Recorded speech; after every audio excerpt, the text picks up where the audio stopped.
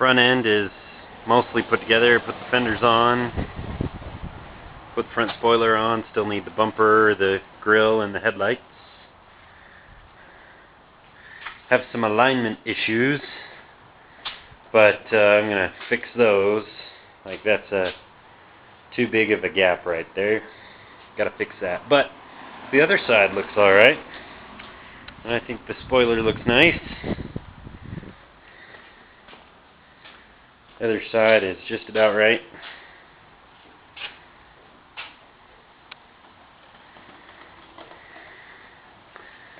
So that's my progress.